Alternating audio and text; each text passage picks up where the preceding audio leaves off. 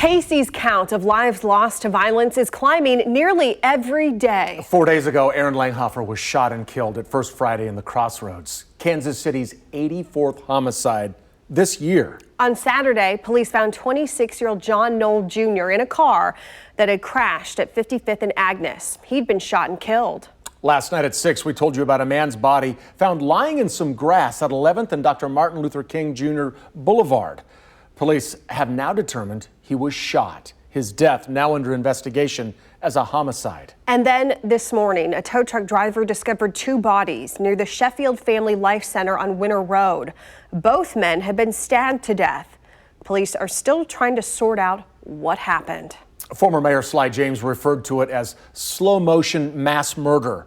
One man has dealt with it firsthand, helping families with the pain and grief each of these killings creates. And he says enough is enough. KCTV5's Greg Payne is live tonight with his story.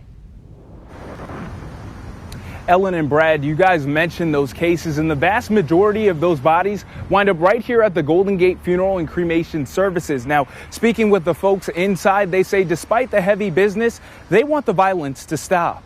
They will bring the deceased out here. Frank Savory has been working at Golden Gate Funeral and Cremation Services for many years. Man, I've been in the funeral business since I was 6 years old. While he takes pride in his work, this is all I know. It's my calling. This job has also come with major personal struggles. I buried my father, who was murdered back in 1998 as well. They found him in the alley on 24th and Brighton. With every situation, a different story that Frank documents and never forgets.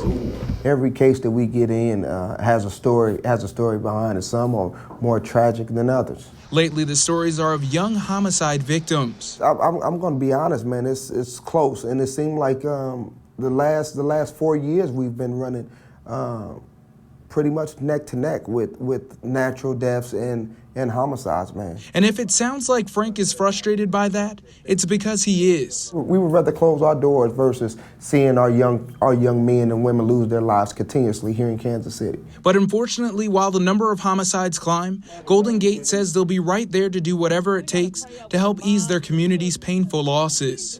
It's who I am. It's who we are naturally, and our staff we all have the same mentality, and it's more by coincidence because we all come from different areas, different backgrounds, but we all have the same service mentality. Now, earlier, the group was actually speaking with the family of the victim who was involved in that shooting on Main Street at the Wendy's last week. Reporting live here in Kansas City, I'm Greg Payne for KCTV5 News.